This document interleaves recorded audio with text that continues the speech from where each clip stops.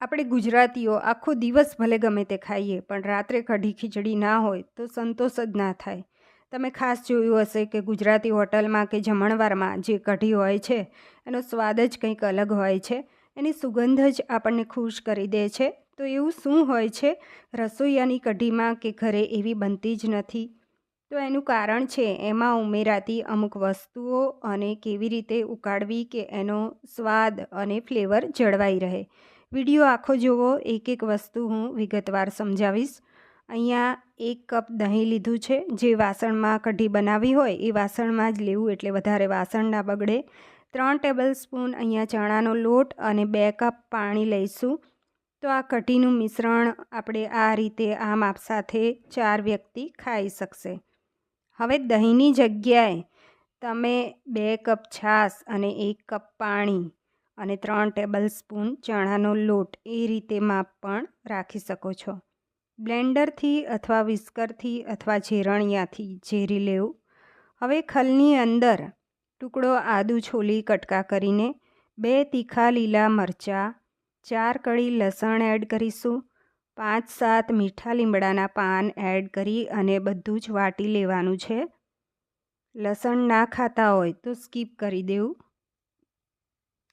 તો પણ કઢી ટેસ્ટી જ બનશે જો આ રીતે બનાવશો તો. અહીંયા બધું જ વટાઈ ગયું છે. આ રીતનું દરદરું રહેશે. હવે આ આપણે મિશ્રણમાં એડ કરી લેવાનું છે. તેની અંદર મીઠું પણ નાખી દેવું. 1/2 ટીસ્પૂન નાખ્યું છે મેં અને ચપટી વધારે. 1/2 ટીસ્પૂન કરતાં ચપટી વધારે અને 1/2 ટીસ્પૂન કરતાં ઓછી એ રીતનું માપ રાખી હળદર એડ કરી બધું જ મિક્સ કરી લેવાનું છે. હવે આપણે ગેસ ઓન કરી દઈશું. ગેસ ઓન કર્યા પછી આ મિશ્રણને કેવી રીતે ઉકાળવું એ ખાસ જુઓ. ગેસની ફ્લેમ હાઈ નથી રાખવાની, નહીંતર તરત જ કઢી ફાટી જશે. ગેસની ફ્લેમ સ્લો રાખી 2-3 મિનિટ કન્ટિન્યુ એને હલાવતા જવાનું. મિશ્રણ થોડું જાડું લાગે છે એટલે 1/4 કપ પાણી ઉમેર્યું.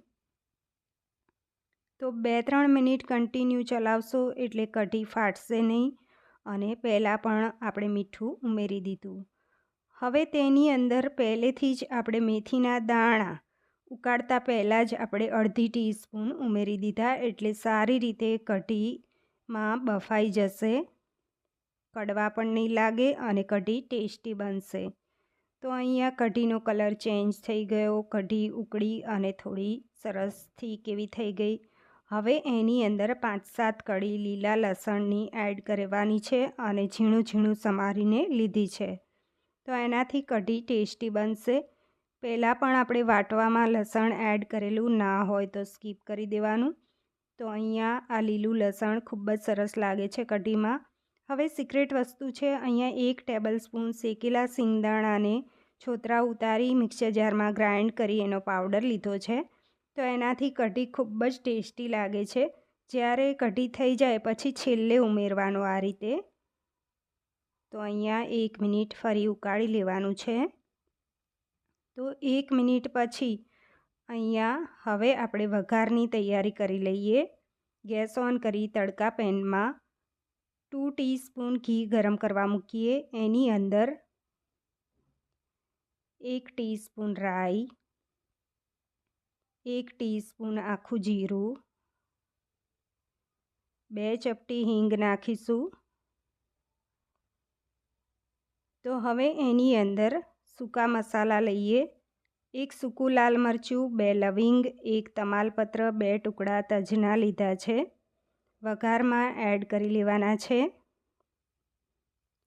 તો રાઈ જીરું ક્રેકલ થાય એટલે આપણે સૂકા મસાલા બધા જ એડ કરી લેવાના અને ગેસની ફ્લેમ બંધ કરી લઈશું. આ સમયે મીઠા લીમડાના પાન પણ ઉમેરી શકાય છે. વઘારને કઢીમાં લઈ લઈએ. મિક્સ કરી લેવાનું છે. તો હવે અહીંયા અમારે અડધા લોકો ખાટી કઢી ખાય છે, અડધા ગળી ખાટી મીઠી કઢી ખાય છે. તો આમાંથી થોડી કઢી હું અલગ કાઢી લઈશ. તો એની પહેલાં આપણે ફ્રેશ લીલા ધાણા એડ કરી લેવાના છે. મિક્સ કરી અને આ ખાટી કઢી છે એ અલગ કાઢી અને પછી ગોળ ઉમેરી લઈશ. તો એક વાટકીમાં આ રીતે ખાટી કઢી અલગ કાઢી લીધી. હવે બાકીની કઢી છે એમાં હું 1.5 ટેબલસ્પૂન જેટલો ગોળ ઉમેરી લઈશ. તમે તમારા ટેસ્ટ મુજબ વધારે ઓછો કરી શકો છો. તો 1 મિનિટ ઉકાળી અને ગેસની ફ્લેમ બંધ કરી લેવી. તો આ ગુજરાતી ખાટી મીઠી કઢી એકદમ ટેસ્ટી એવી તૈયાર થઈ ગઈ છે. અને સર્વ કરી લઈએ. તો એને તમે ખીચડી સાથે, ભાત સાથે ખાઈ શકો છો. તો ફ્રેન્ડ્સ, આ રેસીપી તમને ગમી હોય તો વિડીયોને લાઈક કરજો અને મારી ચેનલને સબસ્ક્રાઈબ કરજો.